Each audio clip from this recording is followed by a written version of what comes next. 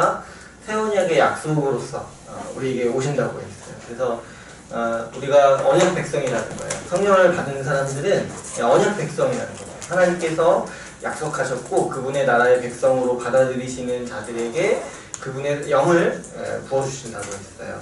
그래서 그 영은 이 약속의 영이시기 때문에 우리에게 보증이 되는 거예요. 어떤 보증이 된다고 했죠? 장차 우리가 누릴 장차 올 하나님 나라에 대한 보증금이라고 했어요. 그래서 보증금의 형식이 어떤 거예요? 앞으로 있을 유익을 우리가 미리 땡겨서 누리는 유익이 바로 이 성령을 통해서 누리는 유익이라고 했죠. 그래서 우리가 잘 알다시피 이 성령이 오셔서 하는 아주 중요한 역할 중에 하나가 새 언약의 약속이 뭐냐면은 성령을 주셔서 우리의 마음을 바꿔주시겠다는 거죠. 우리의 굳은 마음을 제거하시고 우리에게 새 마음을 주시겠다고 하셨어요.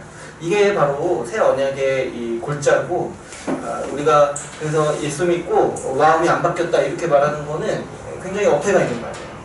주님은 우리의 마음을 바꾸시기 위해서 계약하시고 성령을 보증으로 주신 거죠. 그래서 우리가 이제 성령을 이해할 때 가장 첫 번째로는 새 언약의 영, 새 언약의 성취로서 우리에게 오신다 라고 이해할 수가 있죠. 그 다음에 이제 두 번째로 이 그리스도의 영이라고 했어요. 성령께서 오셔서 하시는 일은 자기의 것을 얘기하시지 않는다고 했어요. 그리스도를 높이고 그리스도의 말씀을 우리에게 알게 하시고 깨닫게 하신다고 했어요. 그래서 우리가 말씀을 읽을 때 이해할 수 있는 것도 다 이 성령의 활동이시고, 우리가 말씀을 찾아서 말씀을 향한 갈급함이 있는 것도 다 성령의 활동이신 거죠. 그래서 우리 성령께서는 말씀의 영이시고 예수 그리스도를 선포하시는, 그래서 그리스도를 비추는 영이라고 우리가 이해할 수 있죠. 그리고 마지막 세 번째로 교회를 인도하는 영이라고 했어요. 우리 에베소서에 보면은 4장에 성령이 하나 되게 하신 것을 힘써 지키라고 했죠. 우리가 성령께서는 이제 구원 사역 중에서 우리에게 예수님의 이루신 그 구원을 우리에게 적용시키는 역할을 하신다고 했어요. 그랬을 때 예수님이 이루신 구원이 우리에게 적용되면은 실제적으로 우리에게 나타나는 현상이 뭐냐니까 우리가 교회로 보이는 거예요. 그래서 성령께서 하시는 일이 우리를 교회로 모이게 하시고 교회 한 몸됨을 지키도록 성령께서 인도하시고 함께 하신다는 거죠. 그래서 우리가 이 성령을 따라 산다는 거는 예수 그리스도를 정말 믿는 거고, 이 성령 충만은 곧 뭐라고 했어요? 예수 그리스도로 충만한 거고 내가 말씀으로 충만한 게 바로 성령 충만이라고 했죠. 그뿐만 아니라 성령께서는 우리 성도들의 일반 삶을 인도해 주시고 우리에게 끊임없이 말씀에 근거한 지혜를 우리에게 주신다고 했어요. 그래서 이제 제가 지난 시간에 이 성령을 받은 사람의 이 자유에 대해서도 말씀을 드렸었죠. 왜 신약 성경에서 왜 이래라 저래라 이런 말들이 많이 없냐면은 성령을 이미 받았기 때문에 성령의 인도 안에서 양심의 자유에 의해서 살아갈 거다. 그래서 정말 하나님을 창조적으로 섬기면서 살아갈 거라는 전제가 있는 거죠. 그래서 이 성령의 사람들은 이 내적 평안, 무언가 선택을 했을 때 이 성령께서 주시는 평안을 쫓아서 살아갈 때 바른 선택을 할 수 있다고 했어요. 성령의 사람에게는 이 양심의 기능이 있어서 물론 이제 이 불신자도 양심은 있지만 신자의 양심은 더 이렇게 크게 살아난 거죠. 이 성령으로 인해서 내가 불편한 선택을 할 때 뭔가 불편한 마음이 드는 거, 이런 것들이 다 이제 성령께서 우리에게 주시는 한 가지 인도하시는 방법이고, 또 대개는 우리를 이제 말씀으로 인도하신다는 거죠. 이 말씀을 깨닫게 하시고 말씀을 듣게 하시는 거. 그래서 우리가 여러분 우리 자신을 생각했을 때 우리가 성령의 사람이라는 걸 생각해야 돼요. 성령의 사람. 내가 성령 받았다라는 거를 믿어야 돼요. 우리가 예수 그리스도를 믿는다는 거는 또 어떻게 표현할 수 있냐면은 내가 성령 받았다는 걸 믿는 거예요. 성령을 받은 사람에게 있어서 아까도 제가 말씀드렸지만 이 새 언약의 약속에 의해서 그 마음 가는 대로 살지 않을 수 있는 능력이 생기는 거예요. 뭔가 이렇게 기분대로 마음대로 이렇게 살지 않고 우리 성령의 능력에 의해서 언제든지 우리의 마음과 생각을 바꿀 수가 있는 거죠. 하나님의 뜻하시는 거죠. 하나님이 기뻐하시는 방향으로 살 수 있도록 성령께서 우리를 인도해 주신다는 것을 우리가 인식하고 항상 우리가 이 성령의 인도를 구하면서 살아가야 하는 것이 마땅하죠. 그 다음에 우리가 지난 시간에 아주 중요한 게 나오는 내용 중에 하나가 우리 삼위일체 교리에 대해서 같이 나눴어요. 사도신경에 우리가 삼위일체라는 단어는 안 나오죠. 그런데 이 사도신경의 구조는 삼위의 하나님을 고백하도록 구성되어 있어요. 처음에 성부 하나님에 대해서 얘기하죠. 고백하죠. 전능하신 하나님 아버지를 고백하죠. 그 다음에 성자 하나님에 대해서 예수 그리스도에 대해서 고백하고, 이번에 이 성령을 믿습니다를 통해서 성령 하나님에 대해서 고백하는 거죠. 이 사도신경의 구조 자체가 삼위 하나님에 대한 고백을 기본 골격으로 해서 이루어지고 있는 것이죠. 그래서 우리는 우리 기독교 신앙을 이해할 때 반드시 이 삼위일체 교리를 이해해야 합니다. 근데 이제 안타깝게도 저는 잘 배운 적이 없어요. 심지어 신학교에서도 그다지 이렇게 깊게 배우지 못하고 그냥 어떤 책을 읽어라 이런 정도 배웠죠. 근데 이제 한번 생각해 보시면 우리 그 신앙의 선배들은 삼위일체 교리가 기독교의 심장이라고 했어요. 그만큼 중요한 교리고 우리 삶에 아주 밀접한 교리라고 할 수 있어요. 근데 이제 왜 자꾸 교회에서 잘 얘기를 안 하냐니까 약간 이제 가르치는 사람도 어렵고 듣는 사람도 어렵다고 느끼는 것 같아요. 그리고 또 어떤 분들은 이 삼위일체 교리가 우리의 일상생활, 우리 신앙생활과는 별로 상관이 없다고 생각하는 거예요. 우리가 신앙생활을 잘하기 위해서 삼위일체 교리를 이해하는 게 필수가 아니라고 생각하시는 분들도 있는 거죠. 그러나 우리가 삼위일체 교리를 제대로 이해할 때 우리가 하나님을 알아가는 거기 때문에 사실은 우리 하나님을 아는 지식에 있어서 이 중심이라 할 수 있고 어떻게 보면 최정점의 지식이라고 할 수 있어요. 이 삼위일체의 하나님을 아는 거. 여러분, 제가 지난 시간에 이 삼위일체 신비에 대해서 나누었어요. 또 실판을 쓰려고 했는데 아무튼 그냥 할게요. 여러분, 삼위일체는 하나님이 우리가 인간이 이해할 수 없는 신비라고 했어요. 신비. 근데 이제 어느 정도까지 우리가 좀 이해할 수 있냐면은 일단 하나님이 세 분이라는 거예요. 세 분. 근데 이제 삼위라는 걸 말씀드렸죠. 위격에 대해서 말씀을 드렸죠.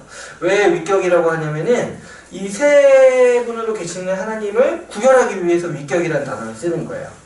그래서 하나님이 삼위로 계신다는 거예요. 삼위. 원래는 이제 우리는 이제 인격으로 구분을 해요. 1인격, 2인격 이렇게 구분을 하는데 하나님은 인격이 아니시기 때문에 위라는 격을 붙이는 거죠. 그래서 1위이신 성부 하나님, 2위이신 이 성자 하나님 이렇게 이제 구분을 하기 위해서 위격이라고 부르고, 동시에 이제 동일한 위격이기 때문에 이렇게 성부, 성자 1위, 2위라고 해서 뭔가 계열이 나눠진 건 아니라는 거예요. 동등된 영광을 가지신 세 분의 위격이 있다는 거죠. 이 삼위가 일체시라는 거예요. 일체. 그런데 이제 일체라고 들으면은 우리가 어떤 착각을 하게 되냐면은 세 분이 모여서 한 하나님이 되는 것처럼 여길 수가 있어요. 마치 뭐랄까요, 합체 로봇처럼 트랜스포머가 합체는 안 하죠. 그죠? 아무튼 걔네는 변신을 하죠. 근데 합체 로봇이 있잖아요. 애들 가지고 노는 것 중에 같이 이렇게 평소에 버스 이렇게 자동차로 지내다가 합체하는 로봇들이 있어요. 그래서 하나의 일체가 되듯이 마치 하나님도 성부, 성자, 삼위 크로스 딱 해가지고 한 분의 하나님이 되는 것처럼 이해하기가 쉬운 게 우리 인간의 이제 생각이에요. 근데 삼위일체는 그걸 말하는 게 아니라 이걸 말하는 거예요. 성부 하나님도 온전한 하나님이시고 성자 하나님도 온전한 하나님이시라는 거예요. 세 분이 모여서 하나님이 되시는 것이 아니라 성자도 동일한 하나님이시고 성부도 동일한 하나님이시라는 거예요. 그래서 이거는 인간의 어떤 논리나 이해로서는 사실 설명할 수가 없어요. 예를 들면 이런 거예요. 이 바구니 안에 공이 3개가 있어요. 그래서 바구니 안에 공이 3개가 있다는 건 우리가 인식할 수 있죠. 근데 이제 삼위일체는 뭐를 말하냐니까 바구니 안에 공이 3개가 있는데 그 공 하나하나가 다 뭐라는 거예요? 바구니라는 거예요. 그러니까 이거는 신비라는 거예요. 이거는 사람이 이해할 수가 없다는 거예요. 그런데 이제 오히려 이 인간의 이성으로는 이해할 수가 없는 이 시점에서 우리는 한 가지 뭐를 이해할 수가 있냐면은 기독교라는 거는 이 기독교라는 종교나 이 신앙이 사람이 만들어낸 게 아니라는 거를 우리가 확신할 수 있다는 거예요. 사람이 만들어냈다라면은 사람의 상상력 안에서 사람의 이성 안에서 다 가능한 일들을 교리들을 만들었을 거예요. 그러나 우리 기독교 교리 중에 몇 개는 사람의 이성으로는 판단할 수 없는 교리들이 있어요. 그 중에 이제 대표적인 게 바로 이 삼위일체가 어떻게 가능하냐는 거죠. 그래서 이거는 우리가 이해할 수 없지만 하나님께서 특별히 우리에게 가르쳐 주신 이 계시라고 할 수 있고 오히려 우리가 이해할 수 없다라는 신비 때문에 오히려 이 하나님의 영광을 더 생각할 수 있는 부분이라고 했죠. 이 기독교 신앙이 얼마나 독특하냐면 이 삼위일체에 대한 교리는 세상의 어느 종교나 신관에서 찾아볼 수가 없어요. 그렇죠. 이 세상에 있는 모든 신관은 다신이든가 유일신이든가 둘 중 하나예요. 유대교도 사실은 삼위일체 교리가 없어요. 유대교와 우리가 구별되는 아주 큰 특징 중에 하나가 우리는 예수 그리스도를 믿는 거지만 물론 좀 더 포괄적으로 봤을 때 우리는 신이 삼위일체로 존재하신다고 믿는 거예요. 그래서 이 유대교와 그 이슬람 같은 분들 보면은 그 유일신을 믿잖아요. 그죠? 근데 이제 유일신을 믿는 분들의 특징이 있어요. 뭐냐니까 약간 폭력적인 성향이 있어요. 왜 그러냐니까 그런 이제 한 분 계시는 하나님을 신을 약간 이제 유일신, 유일한 왕으로 이렇게 생각을 하니까 이분의 인격성이 굉장히 다스림에 특화되게 여기게 되는 거예요. 일신을 하나의 신을 생각한다면. 그래서 이제 이 군주처럼 생각을 하게 되는 거예요. 유일한 군주. 물론 우리도 그런 고백을 하지만 하나님께서 이제 왕이시다 이런 고백을 하지만 이제 유일신을 맹시하는 곳에서는 이런 성격이 좀 더 강하다는 거죠. 그래서 이제 배타적인 거.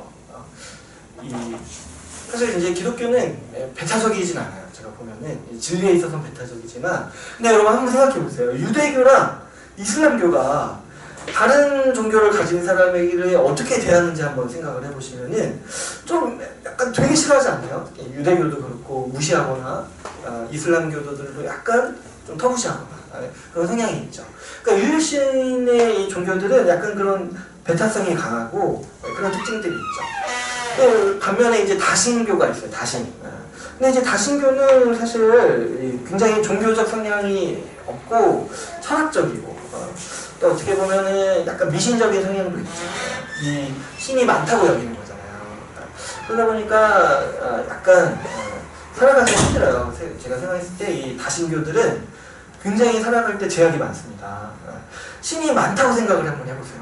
신이 많다고. 제가 옛날에 우찌모루다 간조라고 그분의 회심기를 들은 적이 있는데 그분이 일본 분인데 그분이 기독교 믿고 좋았던 거 이렇게 간증하는데 뭐가 좋았냐면은 자기가 길을 걸어갈 때 신당이 안 들려도 된다는 거예요. 근데 그게 무슨 말이냐니까 일본은 신이 많잖아요. 그래서 신당도 많잖아요. 길을 걸어갈 때 신당이 수십 개니까 그냥 거기 가릴 수가 없는 거예요. 두려우니까 이 다른 많은 신들이. 그러니까 어디 가다가 어떤 신발의 신이 있으면 거기 가서 향 한번 피고 또 좀 걸어오니까 또 무슨 야채의 신 그런 게 있어가지고 가서 또 향 피고. 그런데 이제 자기가 예수 그리스도를 믿고 나니까 거기 그냥 쭉 지나쳐도 된다는 거예요. 그냥 이 다신교에서는 약간 이런 미신적인 것들이 많이 발전하고 좀 종교라기보다는 철학에 가까운 면으로 발전하기가 쉽죠. 힌두교 이런 거 한번 생각해 보시면 약간 좀 철학적인 성향이 강하죠. 근데 우리 삼위일체는 다신도 아니고 유일신도 아니라는 거예요. 삼위일체 하나님이시는 한 분이심을 고백하는데 그분이 삼위로 존재하신다는 거잖아요. 그러니까 여러 가지 면들을 포용적으로 우리가 얘기할 수 있는데, 그래서 사람이 만들어낼 수 없는 신의 모습을 이 하나님은 가지고 계십니다. 우리가 인간이 정녕 상상할 수도 없는. 그래서 우리 여러분, 제가 아까도 삼위일체 교리가 우리 일상이랑 상관이 없다고 여기는 분들이 많다고 했는데 사실 유심히 생각해보면 그렇지 않아요. 우리 사도들도 그렇고 우리 신앙의 선배들도 다 이 삼위일체 교리에 의거해서 신앙을 전개하고 우리 이제 교회의 신앙 고백을 물려줬기 때문에 삼위일체 교리는 아주 우리에게 밀접하게 있는 숨쉬고 있는 교리를 할 수 있어요. 우리가 지금 나누고 있는 사도신경도 삼위일체 교리를 중심으로 지어졌다고 했어요. 여러분, 우리가 예배를 드릴 때 어느 교회나 사도신경을 고백하죠. 그럴 때마다 우리가 삼위 하나님을 믿는다라고 고백하는 거예요. 그리고 여러분, 우리가 이제 기억하실지 모르겠지만 세례 받으실 때 어떻게 받아요? 이 성부와 성자와 성령의 이름으로 세례를 받는 거예요. 삼위일체 안에서 성령을 받는 거죠. 삼위일체 하나님의 승인 안에서. 우리가 예배를 마치고 축도할 때도 삼위 하나님의 축복 안에서 예배를 마치는 거죠. 그만큼 우리 예배의 중심에는 이 삼위 하나님의 고백이 있는 것이죠. 그래서 여러분, 우리 이 삼위일체는 우리가 반드시 이해해야 되고 최대한 왜 하나님께서 삼위로 존재하신다는 것을 우리에게 가르치셨는가, 그리고 우리가 이 삼위 하나님을 최대한으로 이해하는 것이 얼마나 복된 것인지 이해할 수 있어야 돼요.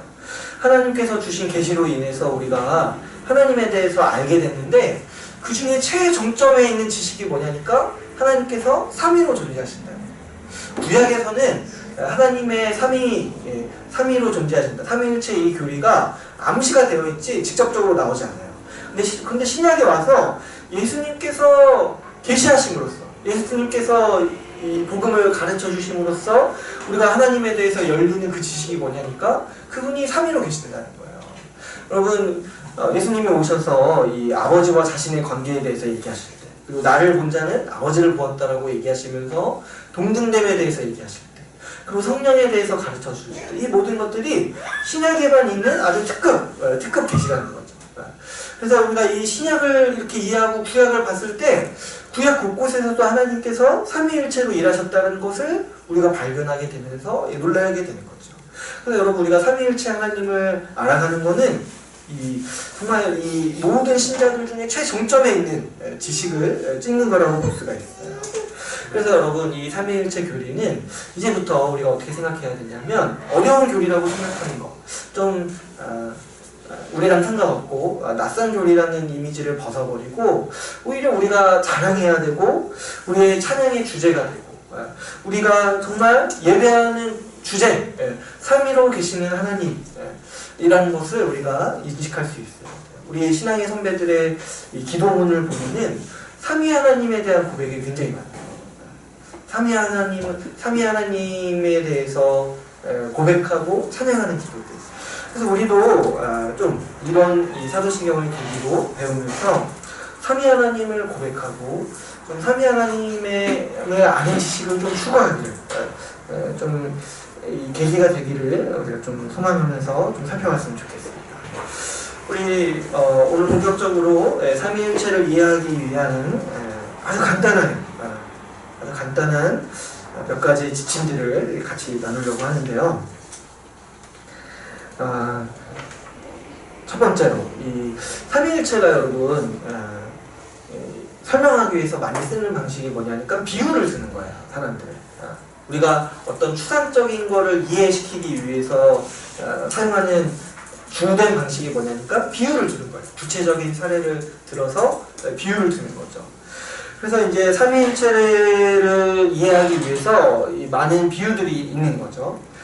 제가 여기 첫 번째 이 잘못된 유비라고 적어놨는데 이건 제가 뭐 오타가 아니라 좀 쉬운 말로 바꿔 써야 되는데 제가 아까 그냥 갔었네요. 유비라는 단어가 뭐냐니까 이 관우장비 유비 이게 아니라 그 유비라는 거는 그 유사한 것을 통해서 개념을 인식하는 거야. 이해가세요? 그래서 이제 어떻게 쉽게 얘기하면은 비유도 유비 중에 하나인 거예요. 비유라는 것도 유사한 것을 통해서 어떤 한 개념을 이해하는 거, 이해하는 방법. 그래서 우리는 이제 사실 신앙의 유비들이 굉장히 많아요. 여러분 한번 생각해 보시면 제가 성찬에 대해서 설명했을 때 성찬을 통해서 우리가 예수 그리스도의 살과 피를 먹는 거는 그리스도께서 우리와 연합했다는 사실을 우리에게 알려주는 거다. 이렇게 얘기하는 게 성찬이 바로 이 예수 그리스도의 구원 사역의 유비라는 거예요. 비슷한 개념, 유사한 개념을 통해서 하나의 추상적인 개념을 설명하는 방식이 유비라는 거죠. 근데 우리가 삼위일체를 이해하려면은 먼저는 뭐를 알아야 되냐면은 뭐는 아니라는 걸 알아야 돼요. 추상적인 개념이기 때문에 삼위일체는 뭐다라고 얘기하기가 우리가 쉽지가 않아요. 이거는 그렇게 설명하기가 쉽지가 않기 때문에 삼위일체는 뭐가 아니다는 거를 좀 알 필요가 있어요. 일단은 삼위일체는 아까도 제가 말씀드렸다시피 가장 먼저 오해하기 쉬운 게 이 삼위 하나님이 합체 로봇이라는 이해를 벗어 던져야 돼요. 삼위 하나님이 온전히 한 분이라는 거예요. 하나의 하나님, 성자도 온전한 하나님이시고 성령도 온전한 하나님이시고 성부도 온전한 하나님이시라는 거죠. 근데 이거를 이제 사람들이 이해할 수가 없으니까 자꾸 비유를 쓰는 거예요. 근데 이제 비유 자체는 한계가 있죠. 왜 그러냐니까 비유는 어때요? 결국에 하나님을 향해서 비유할 때는 피조물을 예를 들 수밖에 없죠. 근데 창조주 하나님은 이 피조물로 예를 들어서 설명할 때 분명한 한계가 있고 오류를 내표하는 가능성이 얼마든지 있다는 거죠. 그래서 이 비유와 유비는 완전하지 않다는 거를 인식할 수 있어야 돼요. 그래서 예전에 어떤 그때 전도사님이 우리 이렇게 배우는 분들한테 삼위일체에 대한 비유가 다 잘못됐다는 거예요. 다 오류가 있다는 거예요. 그래서 저는 그러면 오류가 아닌 걸 가르쳐 주실 줄 알았는데 다 잘못됐으니까 그거 지워버려라 하고 끝나신 거예요. 그래서 뭐예요 그러면 삼위일체 알 필요 없다 얘기하는 거랑 똑같잖아요. 그죠? 아무튼 어쨌든 근데 그만큼 비유에는 약간의 함정이 있어요. 이해할 수 없는. 그래서 우리가 그 함정들 몇 개를 좀 살펴보려고 하는데요. 이 양태론적 이해라고 쓰신 부분을 보면은 우리가 이제 가장 혼동하기 쉬운 부분이 이 양태론적 이해예요. 이게 무슨 말이냐면은 하나님이 삼위로 존재하시는데 이 삼위 하나님이 각각의 하나님이 아니라 한 분이시니까 한 분이 계속 변하시는 거라고 이해를 하는 거예요. 그래서 성부 하나님이 성자 하나님이 되셨다가 성령 하나님이 되시는 거예요. 그래서 여러분 이런 비유 들어보신 적 있으세요? 뭐 요즘도 이런 얘기를 하는 사람이 있을지 모르겠는데 그냥 뭐 물이 얼으면 얼음이 되고 끓이면 수증기가 되듯이 하나님도 변하신다는 거예요. 그 이 구원 역사에서. 그래서 한 분 하나님이 세 분으로 나타나 보인다는 거죠. 이게 양태론적 이단이라는 거예요. 이단. 이거는 이단의 견해예요. 이거는 이제 이거는 그래서 이제 실수한 거예요. 어떤 이 교회에서 어느 시점에서 이제 이 삼위일체를 잘못 이해해가지고 근데 이렇게 얘기하게 되면은 뭐 어떤 오류가 생기냐면은 그 성자 하나님이랑 성부 하나님이 대화하는 거는 독백이에요, 사실. 만약에 우리가 하나님 한 분이 계속 변신하신 거라고 한다면. 근데 이제 복음서에 보면 어때요?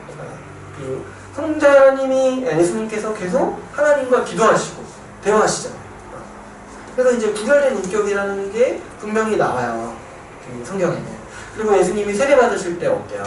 예수님이 세례받으실 때 하늘에서 소리가 나요. 무슨 소리가 나냐면 이는 내 사랑하고 기뻐하는 아들이라는 소리가 나요. 그리고 또 어때요? 성령 하나님이 내려오시죠. 비둘기처럼. 삼위 하나님이 동시에 등장하시죠. 그 장면이 굉장히 아주 특별한 계시의 장면이죠. 근데 이제 만약에 그게 그러면은 한 분 하나님이 계속 성자가 되셨다가 성령이 되셨다가 그렇게 이해하면은 그 장면은 뭐예요? 하나님이 연극하시는 거잖아요. 그죠? 그러니까 그렇게 이해할 수가 없어요. 뭐 이런 비유도 써요.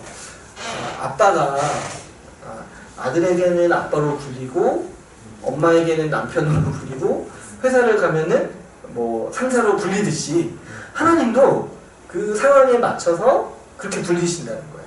이것도 한 분을 고집하다가 상위의 위격을 상실해버리는 양태론적 이단이라고 볼 수가 있어요. 그래서 이제 좀 더 유식한 말로 하면은 이제 아리우스주의 이렇게도 이제 부르는데 뭐 거기까지는 아직은 몰라도 돼요. 근데 이제 이런 양태론적 이단을 우리가 이제 조심할 필요가 있죠. 왜냐면 이런 설명들이 굉장히 그럴듯해 보이는 거예요. 이해가 되니까. 그런데 사실은 이거는 유비의 함정이라고 볼 수 있어요. 유사해 보이지만 이런 양태롭적 설명들은 이 하나님의 3위격을 제거해버리는 거예요. 한 분 하나님이 한 위격으로 계속 변신하신다 이런 얘기를 하는 거기 때문에 이거는 이제 교회에서 이단으로 판정된 거죠. 그 다음에 이제 종속론이 있는데 이거는 이제 뭐냐면은 성부 하나님께서 이 성자 하나님과 성령 하나님을 창조하셨다라고 이해하는 거예요. 그래서 하나님의 서열이 있는 거예요. 그래서 성부 하나님만이 진정한 하나님이시고 성자 하나님과 성령 하나님은 약간 그보다 조금 유사하신 분. 그렇다고 사람은 아니지만 유사한 신격 이렇게 이해를 하는 거죠. 그래서 성부 하나님만이 한 분 하나님이시고 그 하나님께서 성자와 성령을 창조하셨다 이렇게 보는 거죠. 근데 이것도 아주 중대한 오류를 범하고 있죠. 이 성자 하나님의 신격을 없애버리는 거예요. 이런 식의 설명. 성자 하나님이 성부 하나님에 의해서 창조되었다고 보는 순간 성자 하나님은 하나님일 수가 없어요. 그저 피조물에 불과하죠. 그런데 만약에 예수 그리스도가 피조물이시고 하나님이실 수 없다면 그분은 우리의 구원자가 되실 수 없죠. 그분이 십자가에 달리실 때 하나님의 위격을 가지고 계셨어야만 했죠. 모든 인류를 위해서 죽으셔야 하니까. 그래서 이런 잘못된 이해들을 이제 우리가 피해야 하는 것을 우리가 이해할 필요가 있죠. 그래서 이 양태론적 이단, 이런 종속론 이런 것들은 하나님이 한 분이라는 거는 이해하겠는데 삼위격이라는 걸 이해를 못하니까 자꾸 이렇게 인간의 이성 아래서 설명하기 위해서 나오는 설명들이라고 할 수 있어요. 그러면 성경에서는 이 삼위의 위격을 우리에게 삼위가 하나라는 것을 표현할 때, 한 분이시라는 것을 이해할 때 우리에게 최대한 어떻게 보여주는가를 오늘 좀 한번 살펴보려고 해요. 우리가 잘 아는 창세기 1장 26절 말씀이 있죠. 우리 1장 26절 말씀을 한번 같이 읽어볼게요. 같이 읽어보겠습니다. 시작. 하나님이 이르시되 우리의 형상을 따라 우리의 모양대로 우리가 사람을 만들고. 네, 창세기 1장도 딱 보면은 하나님이 어떻게 얘기하시냐면은 자신을 복수로 얘기하세요. 그래서 우리가 만든다고 얘기하세요. 그리고 여기서는 특별히 1장 26절은 하나님이 서로 상의하시는 듯한 뉘앙스로 얘기를 하세요. 그죠? 우리가 우리의 형상을 따라 만들자. 사람을 만들자. 이렇게 얘기를 하시는 거죠. 그래서 여러분, 삼위일체 하나님을 이해하기 위한 가장 이제 좋은 유비가 뭐냐면은 사람인 거예요, 사실은. 하나님께서 이 삼위로 계시는 한 분, 삼위로 계시는 하나님께서 우리의 형상을 따라서 사람을 만들자고 하셨잖아요. 그래서 이 삼위로 존재하시는 거를 우리가 가장 쉽게 이해한다기보다는 최대한 가깝게 이해할 수 있는 유비가 뭐냐니까 사람의 존재라는 거예요. 근데 하나님께서 여러분 사람을 만드실 때 어떻게 만드셨냐면은 사람을 만드셨다고 하지 않고 남자와 여자를 구별해서 만드시는 장면이 나와요. 그렇죠? 다 아시다시피. 근데 여러분 이것도 아주 놀라운 성경의 계시라고 할 수 있는데 사실 이 모든 신화 중에 인간을 만든 신화 중에 남자와 여자를 만들었다는 이야기가 안 나와요. 대부분 그냥 사람을 만들었다 이렇게 퉁치고 끝나는 거예요. 근데 성경은 어떻게 사람을 만들었을 때 하나님께서 어떻게 만드셨다고 하냐니까 남자와 여자를 만드셨다는 거예요. 그러니까 사람을 만드실 때도 어떻게 만드셨냐니까 홀로 존재하지 않게 만드시고 반드시 관계를 갖도록 만드신 거예요. 인간관계라는 거를 창조하신 거예요. 왜 그러냐니까 하나님이 우리의 형상을 따라서 만들자 하셨을 때 그 중에 하나가 뭐가 있었냐면은 하나님을 닮은 모습이 뭐가 있었냐면은 서로 인격적인 관계를 맺을 수 있는 존재라는 거예요. 하나님처럼 살아가는. 그래서 하나님을 닮은 인간의 모습 중에 하나가 뭐냐니까 삼위일체 하나님을 닮은 인간의 모습 중에 하나가 뭐냐니까 관계를 맺는 사람이라는 거예요. 관계를 맺는 사람. 누구도 홀로 사는 게 가능하게 지어지지 않았다는 거죠. 반드시 관계를 유지하면서 살아가는 것이 우리의 복락이고 우리의 생존 조건이기도 한 거죠. 게다가 우리가 이제 잘 아는 그 본문처럼 하나님께서는 사람에게 무엇을 원하시냐면은 둘이 한 몸이 되기를 원하시죠.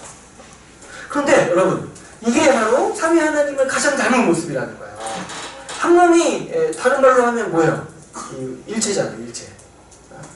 삼위가 한 몸으로 일체로 계시는 거, 한 분 하나님으로 존재하는 거에 가장 아주 비슷한, 근데 이것도 이것과 이게 완전 똑같다 이렇게 말하면 안 되고, 가장 유사한 우리의 삼위일체 형상이 인간에게 나타난 모습이 뭐냐니까, 우리가 관계를 맺고 그 관계가 아주 밀접하고 아주 정말 친밀한, 정말 사랑 안에서 돌보는 관계이기 때문에 한 몸이라고 부르는, 그 이 한 몸 공동체를 통해서 이 하나님의 삼위일체 되심이 나타난다는 거죠.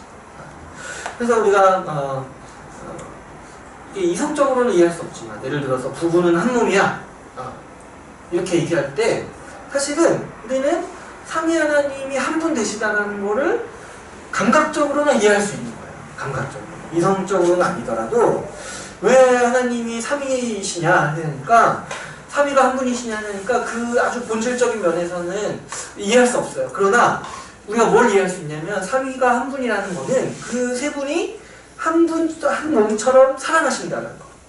그 삶의 모습을 우리 인간을 만드실 때 우리에게 주셨다는 거를 우리가 알 수가 있는 것이죠. 근데 여러분, 우리가 이 창세기 말씀을 배울 때 여기서 남자와 여자를 한 몸으로 만드신다는 거에 이 결혼을 얘기하는 게 아니라고 했어요. 뭘 얘기한다고 했어요? 교회를 얘기하는 거라고 했어요. 교회를. 그래서 뭐 그러면 그래서 이 성경에서 한 몸이라는 표현은 부부한테 거의 안 하고 교회에 쓰는 표현이죠. 그래서 여러분, 이걸 이제 좀 더 확장시켜서 보면은 삼위 하나님이 일체로 있으시다, 삼위 하나님이 한 분으로 계시다라는 개념을 가장 많이 반영한, 가장 닮은 곳이 어디냐니까 바로 교회라는 거죠. 그래서 에베소서 2장 10절에서는 뭐라고 얘기하고 있냐면, 우리 교회는 그가 만드신 바라는 거예요. 제가 이제 에베소서 나눌 때 이 본문에 대해서 나눴지만, 여기서 그가 만드신 바라고 했을 때 이 하나님께서 사람을 창조하셨을 때 썼던 단어를 가져온 거라고 했어요. 그래서 하나님이 만드신 여기서 바라고 우리 한국어 성경에 이렇게 되어 있는데, 사실 이제 원어로 보면은 하나님이 만드신 창조물, 피조물, 작품에 가까워요. 원어로 보면은. 그래서 우리 예들 찬양 중에 나는 걸작품 이런 거 있잖아요. 나는 걸작품. 이게 이제 사실 우리는 걸작품. 이렇게 우리가 바꿔서 이해할 수 있는데, 하나님께서 인간을 창조하셨을 때 썼던 단어를 이 교회에 이제 보여주시면서, 우리는 하나님이 만드신 바라는 거예요. 이 교회가. 처음에 하나님께서 남자와 여자를 만드셔서 한 몸으로 살아가는 그 사람들, 이 백성들을 원하셨을 때 그 하나님의 목표가 뭐였냐면은 바로 한 몸 된 교회를 세우시는 거라는 거죠. 교회를. 그래서 에베소서 4장 3절에서는 이렇게 말씀하고 있는 거죠. 평안에 매는 길로 성령이 하나 되게 하신 것을 힘써 지키라. 몸이 하나요 성령도 한 분이시니 이와 같이 너희가 부르심의 한 수만 안에서 부르심을 받았느니라. 그러니까 우리가 삼위 하나님의 자녀로서 입양되고 삼위 하나님의 백성으로서 입양될 때 하나님께서 우리에게 원하시는 게 뭐되니까, 우리가 한 분인 것처럼, 우리가 삼위가 한 일체이신 것처럼 너희도 한 몸으로 살아가기를 원하시는 게 하나님께서 우리를 부르시는 그 뜻이고 소망이라는 거죠. 우리가 이 요한복음 17장 20절에서 22절 말씀을 한번 읽어볼까요?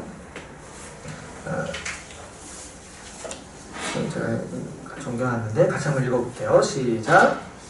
그가 비오는 것은 사람들만 위함이 아니요 또 그들의 말로 말미암아 믿는 사람들도 위함이니, 아버지여 아버지께서 내 안에 내가 아버지 안에 있는 것 같이 그들도 다 하나가 되어 우리 안에 있게 하사 세상으로 아버지께서 나를 보내신 것을 믿게 하옵소서. 내게 주신 영광을 내가 그들에게 주었사오니 이는 우리가 하나 된 것 같이 그들도 하나가 되려 함이니이다. 아멘. 이 요한복음 17장 말씀은 예수님의 이 유언과도 같은 기도예요. 예수님이 십자가에 죽으시기 전날 제자들을 향해서 이 기도하셨는데 17장에는 이제 특별히 이제 제자들뿐만 아니라 우리까지 이 제자들의 전도를 듣고 믿는 사람들을 위해서까지 예수님이 기도하시는데 무엇을 얘기하시냐니까 아버지와 내가 하나인 것처럼 저들도 하나가 되기를 원한다라고 기도하시는 거죠. 여기서 이제 성경에서 아주 삼위일체에 대해서 강력한 유비가 나오는 거예요. 예수님이 아예 이런 표현을 쓰시는 거죠. 내가 아버지와 하나인 것 같이 너희도 그들도 이 교회도 하나가 되기를 바라신다. 그래서 여러분 삼위일체는 사실 우리가 이성적으로는 이해할 수 없지만은 우리가 이제 우리 삶에 비추어서 바라볼 때 삼위 하나님이 한 분으로 계신다는 거는 마치 우리 인생사에서는 뭐와 같냐면은 우리 같이 다양한 사람들, 다양한 은사를 가진 사람들이 교회로 한 몸으로 살아가는 것과 같다는 거예요.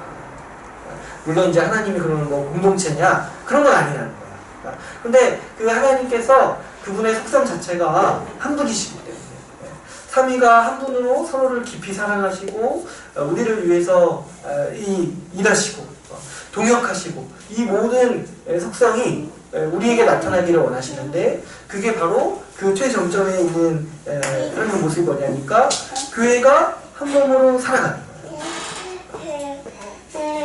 그래서 여러분 삼위일체는 이 하나님의 존재 방식이시죠. 그런데 동일하게 우리 교회가 살아가는 삶의 방식입니다. 누가 하나님을 닮은 자냐? 누가 하나님을 닮은 하나님의 자녀냐? 삼위일체를 믿고 삼위일체의 방식으로 살아가는 사람. 다시 말해서 한 몸으로 살아가려고 하는 사람. 나와 다른 사람, 나와 다른 인격을 사랑하고 존중하면서 한 몸으로 살아가는 사람이 하나님을 닮는 사람이요. 삼위일체이심을 믿는 사람이라고 할 수 있는 거죠. 그러므로 여러분 우리가 삼위일체의 교리를 이해하는 것은 우리 삶의 원리를 이해하는 것이고 하나님이 우리가 어떻게 살기를 원하시는지가 이 삼위일체의 교리에 나타나 있는 것이고 우리가 어떻게 교회를 이루어가면서 살아야 할지가 사실 그 근본적인 그 하나님의 뜻이 이 삼위일체를 가르쳐 주신 그분의 뜻에서 드러나는 거죠. 그래서 이 기도를 우리가 기억해야 돼요. 예수님께서 내가 아버지와 하나인 것처럼 우리도 하나가 되기를 원하신다는 거. 그랬을 때 우리가 하나님의 자녀인 것, 하나님이 우리를 낳으신 거에 드러난다는 거죠. 그래서 우리가 이제 삼위일체를 아주 최대한 이해하는 방식이 뭐냐니까 교회를 통해서 삼위일체를 이해하는 거예요.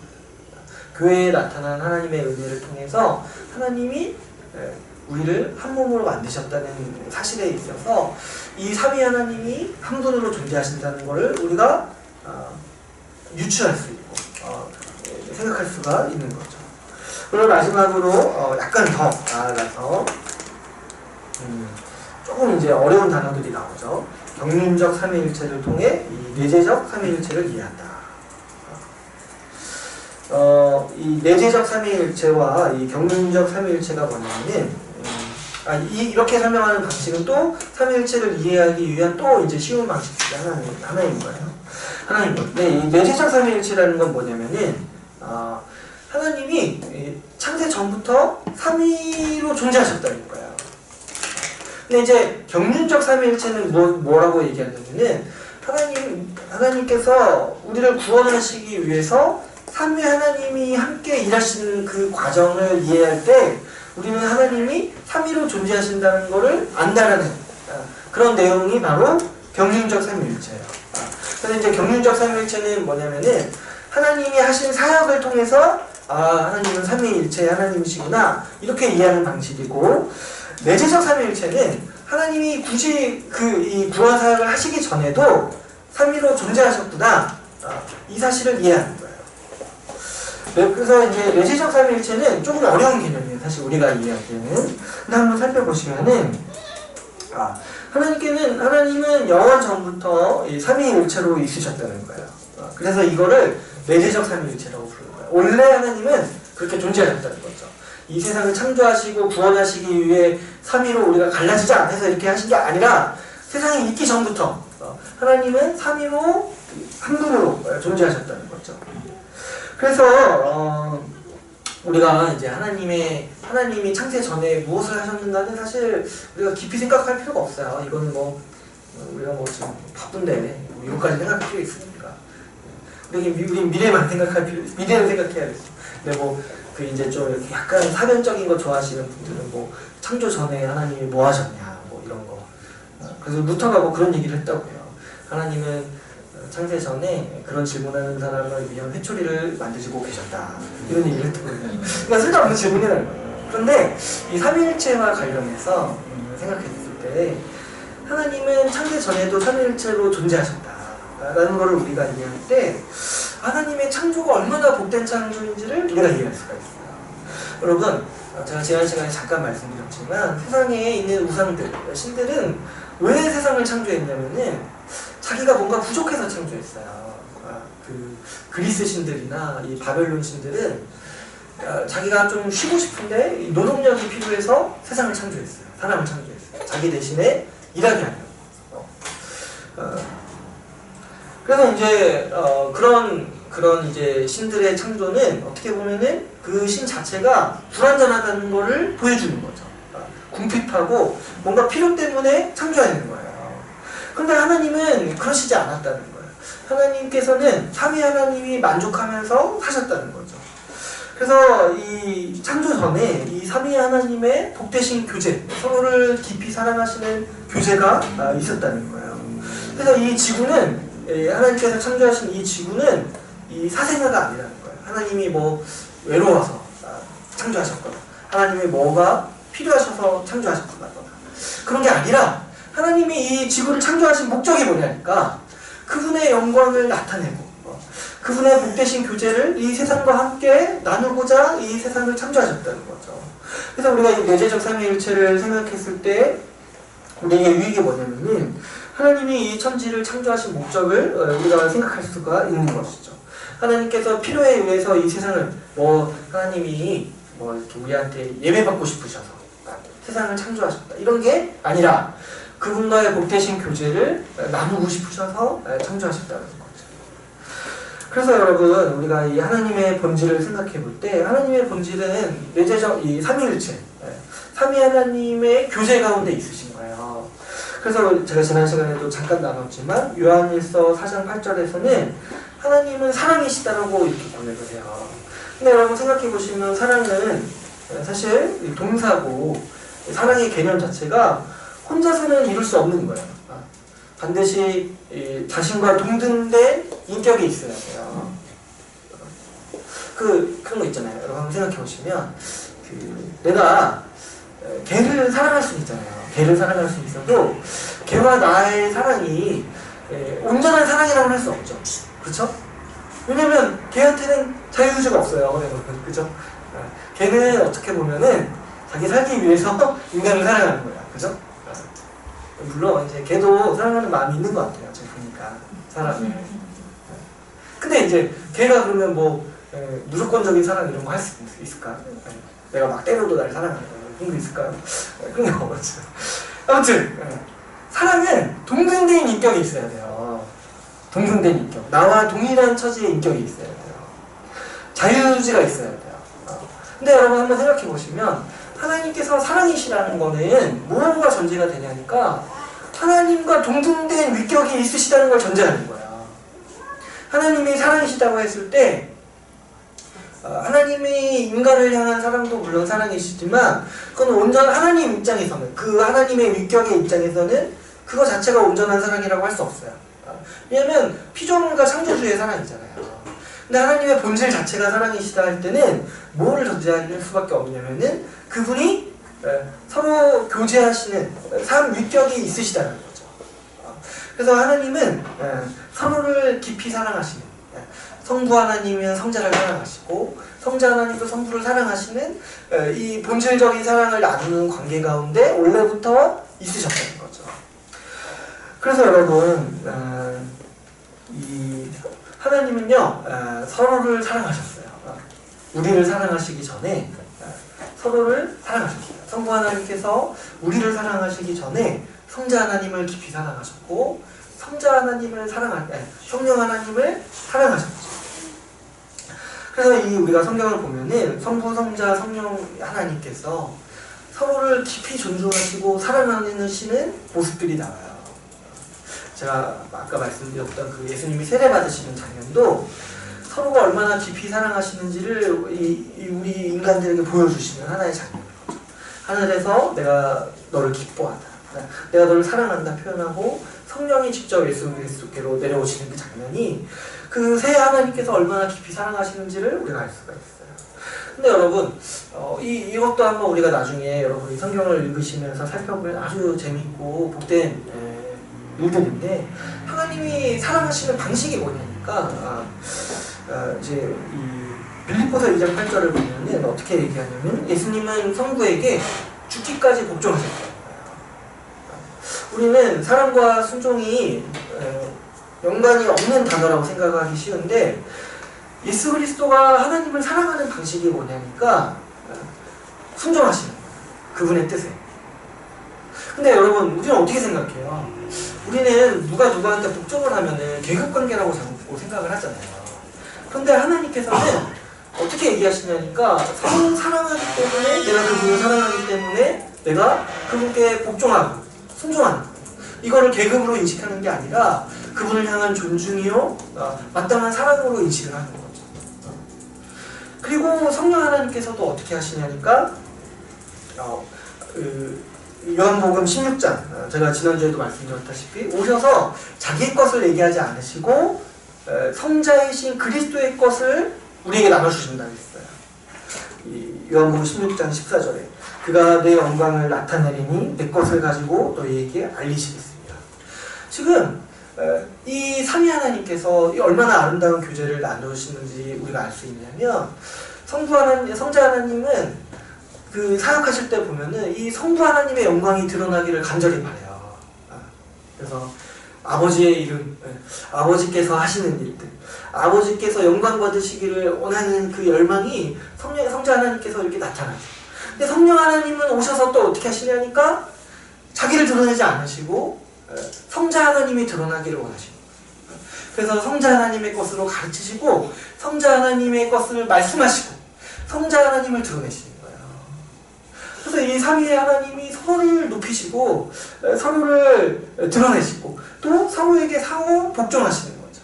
성자 하나님은 성부 하나님께 복종하시고 성령 하나님은 성자 하나님께 순종하셔서 그 성자의 일들을 우리에게 베푸시는 거죠. 그래서 이 내재적 삼위일체라는 교리는 정말 우리가 잘 이해하면 굉장히 아름다운 교리라고 할 수 있어요. 하나님께서 어떻게 서로를 사랑하셨는가. 여러분, 우리도 우리가 생각해 볼 때 사랑한다는 거는 때로는 우리가 순종하는 모습으로 나타나는 거예요. 예수님께서도 우리에게 뭐라고 얘기하셨냐면은 너희가 나를 사랑하면 어떻게 하신다고 하셨냐면 내 계명을 지킨다고 하셨어요. 나를 사랑하는 자라야, 나의 계명을 따르는 자, 내 말을 듣는 자, 내 말에 순종하는 자라야 나를 사랑하는 자라고 했어요. 이럴 때 우리는 자꾸 순종과 복종을 계급관계라고 이해하지만 사실 순종은 깊은 사랑에서 나오는 거예요. 깊은 사랑에서. 깊이 사랑하지 않으면 순종도 없는 거예요. 그래서 여러분, 이게 이제 오늘날 현대인들에게는 아주 이해하기 힘든 부분일 수 있어요.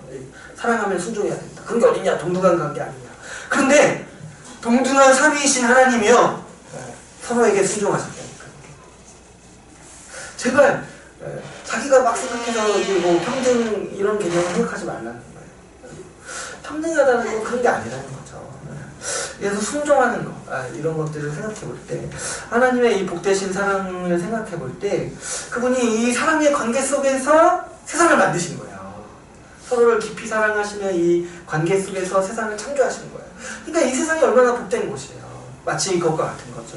부부가 서로 사랑해서 아이를 낳기 원하는 거죠. 만약에 그 아이가 나왔는데 아빠랑 엄마가 맨날 싸워. 그럼 얼마나 자기도 싫겠어요. 힘들겠어요. 근데 그런 세상은 그런 곳이 아니라는 거예요. 성부, 성자, 성령 하나님의 사랑 가운데서 세상이 창조되었던 거죠. 그래서 우리 이 천지창조의 기사를 보면은 삼위 하나님이 같이 일하시는 장면들이 있어요. 그 하나님께서 창조하실 때 말씀으로 창조하시죠. 그리고 하나님의 영이 수면 위에 운행하시죠. 마치 이 부부가 아이를 출산하듯이 그 하나님께서 이 세상을 품으시고 창조하시는 장면으로 우리에게 보여주고 있는 거죠. 그 다음에 우리가 이 경륜적 삼위일체에 대해서 이제 마지막으로 나눌 텐데요. 경륜적 삼위일체, 우리는 사실 하나님을 삼위일체로 이해하는 가장 이제 중요한 통로가 뭐냐면은 이 바로 경륜적 삼위일체죠.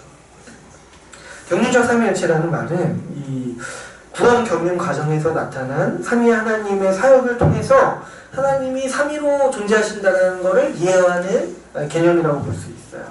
여러분, 우리의 구원은요, 유일신이 하신 게 아니에요. 유일신. 그러니까 뭐냐면은 삼위의 하나님께서 우리의 구원을 이루신 거예요. 여러분 한번 생각해 보시면 우리의 구원 경륜과 계획을 주관하신 분은 성부 하나님이세요. 그분이 계획을 세우시고 그분이 명령하시고 그분이 주관하시는 거예요. 그분이 정하신 거예요. 그리고 성자 하나님이 거기에 순종하신 거예요. 이렇게 보면은 어디 이렇게 뭐죠? 이렇게 연극 같은 거 보면 가끔 그런 게 있어요. 막 이렇게 세상이 막 어지럽고 인간의 고통 가운데 있으니까 그 성자 하나님께서 이게 성부한테 주님 저를 보내주십시오. 아버지 나를 보내주고 이렇게 하는 게 있어요. 근데 그거는 사실 성경적이진 않아요. 왜 그러냐니까 성부 하나님이 명하신 거예요. 성자 하나님께 네가 가라 세상으로. 그래서 이제 성자 하나님이 그 하나님을 사랑하셔서 그분의 뜻에 순종하셔서 이루시고 완성하신 게 이 성부 하나님의 구원 경륜을 실행하신 거죠. 예수님께서. 그런데 제가 지난 시간에도 말씀드렸다시피 이 성자 하나님, 예수 그리스도께서 이루신 이 구원 사역이 오늘날 우리에게 적용되도록 하시는 역할이 바로 성령 하나님의 역할이라고 했어요. 그래서 이게 굳이 구분하자면 성부 하나님께서 계획하시고 주관하시고 성자 하나님께서 실행하시고 성령 하나님께서 오늘날 우리에게 적용하게 하신다는 거죠. 그래서 우리의 구원에 있어서는 삼위 하나님의 사역이 다 필요한 거예요. 한 분이라도 우리를 위해 일하시지 않았다면 우리는 구원받을 수가 없죠. 그래서 여러분, 삼위 하나님만이, 삼 위로 계시는 하나님만이 세상을 구원하실 수 있어요. 하나님이 삼위로 있으시기 때문에 우리를 도우실 수 있는 거예요. 그래서 이 부분 그냥 넘어갑시다. 이 초월성과 내재성의 하나님이라고 우리가 인식할 수 있는데, 여러분, 세상의 모든 신은 우리를 초월해 있거나 아니면 우리 안에 있거나 둘 중에 하나예요. 그래서 이제 뭐죠? 우리를 초월해 있으신 분은 우리에게 관심이 없을 수 있어요. 그리고 우리 안에 있는 사람은, 우리 안에 있는 신은 능력이 없을 수 있어요. 세상을 초월해서 일할 수 없으니까. 그런데 하나님께서는 어떻게 일하시냐니까 우리를 초월해 계시기도 하시면서 성령을 통해서 우리 안에 내재해 계시기도 하는 거죠. 그래서 삼위 하나님만이 세상을 구원하실 수 있다는 걸 우리가 알 수 있죠. 마지막으로 우리 삼위 하나님께서 지금도 우리를 돌보시고, 이 삼위 하나님께서 그분이 우리를 구원하셨을 뿐만 아니라 삼위 하나님으로서 우리를 도우시고 계신다는 사실을 인식할 때 우리 신자의 삶의 성격을 이해할 수가 있어요, 여러분. 우리 로마서 8장 말씀을 한번 볼게요. 로마서 8장.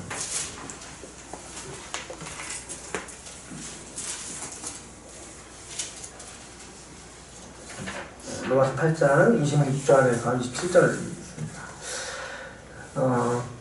이 로마서 8장은요, 이 삼위 하나님이 우리를 구원하시고 우리를 도우신다라는 사실을 이 대서사시처럼 나열한 엮은 하나의 시라고 볼 수 있어요. 8장 26절에서 27절을 한번 보시면은 한번 같이 한번 읽어볼까요? 같이 한번 읽어볼게요. 시작. 이와 같이 성령도 우리의 연약함을 도우시나니 우리는 마땅히 기도할 바를 알지 못하나 오직 성령이 말할 수 없는 탄식으로 우리를 위하여 친히 간구하시느니라. 마음을 살피시는 이가 성령의 생각을 아시나니 이는 성령이 하나님의 뜻대로 성도들을 위하여 간구하시느니라. 여러분 성령께서 지금 우리를 구원으로 적용하셨을 뿐만 아니라 예수 그리스도의 안으로 연합시켜 주셨을 뿐만 아니라 우리 삶의 매 순간에서 우리 안에서 활동하시면서 어떻게 하시냐니까 우리를 위해서 말할 수 없는 탄식으로 간절히 간구하신다는 거예요. 성령 하나님께서 우리를 위해서 지금도 일하고 계신다는 거예요. 그래서 성령 하나님께서 기도하시니까 하나님께서 아주 직접적으로 들으시는 거예요.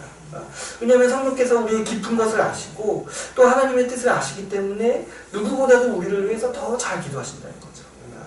그래서 이 성령 하나님께서 우리를 위해서 애통하는 마음과 간절한 마음으로 우리의 가슴을 치면서 기도하고 계신다는 거예요. 우리를 구원하셨을 뿐만 아니라 우리의 삶 속에서 우리의 매일의 삶 속에서 우리를 위해서 성령 하나님께서 끊임없이 일하고 계신다는 거죠. 그 다음에 로마서 8장 28절에서 30절 한번 우리 같이 읽어볼게요. 8장 28절에서 30절 같이 한번 읽어보겠습니다. 시작. 우리가 이거니와 하나님을 사랑하는 자 곧 그의 뜻대로 부르심을 입은 자들에게는 모든 것이 협력하여 선을 이루느니라. 하나님이 미리 아신 자들을 또한 그 아들의 형상을 본받게 하기 위하여 미리 정하셨으니 이는 그로 나는 형제 중에 맏아들이 되게 하려 하십니다. 또 미리 정하신 그들을 또한 부르시고 부르신 그들을 또한 의롭다 하시고 의롭다 하신 그들을 또한 영화롭게 하셨느니라. 아멘. 우리 성부 하나님, 이 성령 하나님의 간구를 들으시는 성부 하나님께서는 어떻게 하시냐면은 우리의 인생 전체를 인도하시는데 이 28절에서 뭐라고 얘기하냐면은 협력하는 자, 아니 뭐래요? 어떻게 있죠? 우리가 알거니와 하나님의 뜻대로 부르심 받은 이 성령을 받은 모든 사람에게는 모든 것이 협력하여서 선을 이룬다는 거예요. 근데 이것을 주장하시는 분이 누구냐니까 하나님이시라는 거예요. 하나님께서 성령 하나님의 기도를 들으시면서 그 사람이 처한 모든 상황들을 다 활용하셔서 그 사람이 겪는 악한 일이든 불행한 일이든 좋은 일이든 이런 모든 상황들을 다 활용하셔서 어떻게 하시냐니까 선이 되게 하신다는 거예요. 그래서 그 선이가 아니라 선이 되게 하신다는 거예요. 그래서 어떻게 하시냐니까 우리 신자의 인생을 끝까지 선하게 정하셨다는 거예요. 그 정하시는 과정이 어떻게 나오냐니까 29절에서 미리 아신 자들을 그 아들의 형상을 본받기 위해서 미리 정하셨어요. 그래서 그분이 선택하셔서 우리를 부르신 거예요. 근데 그 정하신 그들을 부르시고 의롭다고 하시죠. 그리고 그 의롭다 하시는 그들을 또 어떻게 하세요? 영화롭게 하신다는 거예요. 이 영화롭게 하신다는 거는 미래에 일어날 일인데 우리가 완전히 성화되고 완전히 영화받는다. 영의 육체를 입는다. 이런 표현들인데 이걸 하나님께서 미리 정하셨기 때문에 과거형으로 표현하고 있는 거죠. 하나님께서 모든 세상을 주관하시고 우리의 경륜을 주관하시고 확정하신다 했어요. 하나님께서 우리를 어떻게 인도하시냐면은 이 성령의 간구를 들으시고 우리의 인생이 조금도 벗어나지 않도록 모든 것들을 협력하여 선을 이루면서 끝날에 영화롭게 되기까지 그 일이 이루어지기까지 하나님께서 정하셨다는 거죠. 그래서 주님이 확증하시고 끝까지 우리의 삶의 모든 방편들을 사용하셔서 우리를 인도하신다는 이 은혜가 이 말씀에 나와 있는 거죠. 로마서 8장 34절을 한번 우리 같이 또 한번 읽어보겠습니다. 34절 같이 읽어볼게요. 시작.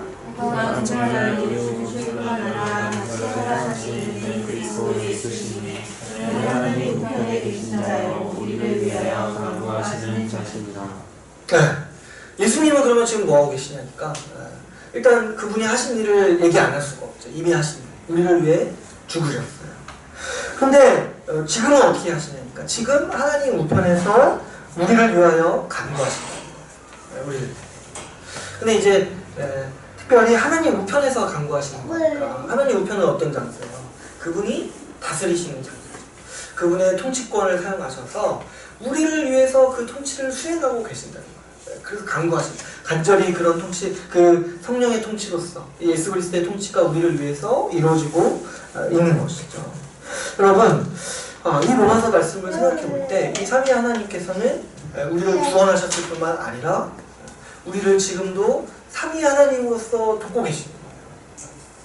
우리가 영화롭게 되기까지 우리를 인도하고 계시고 정말 한치의 빈틈도 없이 그분께서 우리를 꽉 붙잡고 계십니다. 여러분, 신자는 누구도 그래서 혼자 있는 자가 아닌 거예요. 삼위 하나님께서 도우시는 자인 거예요. 삼위 하나님께서. 여러분, 신자의 인생이 우리는 불안하다고 여길 수 있어요. 눈에 보이는 게 많이 없을수록 불안하다고 생각할 수 있어요. 그러나 우리가 믿는 바는 뭐냐니까 삼위 하나님이 나를 위해 일하신다는 거예요. 성부, 성자, 성령 하나님이 각각의 역할을 맡으시고 나를 위해서, 우리를 위해서 일하고 계시다는 거죠. 그러니까 여러분, 신자의 인생만큼 안전한 인생이 어디 있겠습니까? 신자의 인생만큼 이 복된 인생이 어디 있겠습니까? 삼위 하나님이 우리를 위해 일하신다. 그래서 우리가 삼위일체를 이해하는 아주 복된 게 무엇이 있냐면은 그분이 얼마나 우리에게 풍성한 은혜를 주셨는가를 우리가 이 삼위일체 교리를 통해서 알 수가 있는 것이죠. 그러므로 여러분, 구원이라는 것은 무엇이냐니까 이 삼위 하나님의 영원한 교제 속에 들어가서 우리도 복된 교제를 나누는 거예요. 구원이라는 것은 천국이라는 것도 결국에 뭐냐니까 하나님과의 이 교제 속으로 들어가는 거예요. 이 창세 전부터 있었던 이 삼위 하나님의 복된 교제 속으로 우리가 교회라는 이름으로 들어가서 그 하나님의 교제에 참여하는 거죠. 그래서 교회 하나님께서 서로를 깊이 사랑하셨던 것처럼 우리도 하나님과 우리 서로를 깊이 사랑하는 삶으로 살아가는 초대, 그 상태가 바로 구원받은 상태라고 할 수 있는 것이죠. 그러므로 여러분, 신자로서의 인간은요, 사실 어떤 인간이냐면 고독한 인간이 되려고 하는 사람이 아니야 할 거예요.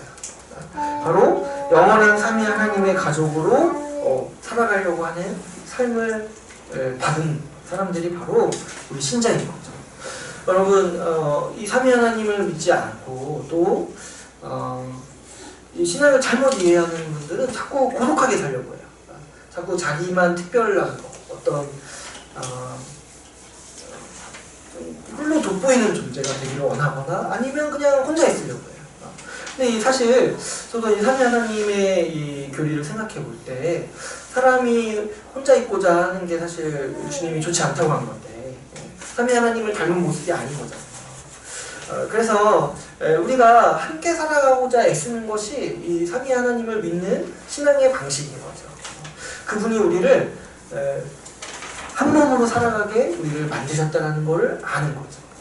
그래서 우리가 신앙을 가진다는 건 결국에 우리가 이 삼위 하나님의 교제 속으로 들어가는 것이요, 또 우리가 우리 자신을 내어주고 사랑을 받고 나누는 그 인격의 관계들을 누리는 것, 이 관계들을 소중히 여기는 삶으로 들어가는 거라고 볼 수가 있는 것이죠. 그래서 여러분, 아까 처음에 시작할 때도 제가 말씀드렸듯이 이 삼위일체의 교리는 우리 삶의 교리라고 할 수가 있고 우리 기독교의 자랑이요, 우리 믿는 바의 아주 영광이라고 할 수 있어요. 이 삼위 하나님의 복되신 일하심, 복된 교리를 우리가 마음껏 찬양하고 또 고백하고 또 묵상하고 또 정말 살아가면서 이 삼위 하나님을 생각할 때마다 정말 놀라운 그분의 은혜를 우리가 묵상할 수 있게 되기를 간절히 소망합니다. 오늘 우리 다 같이 가겠습니다.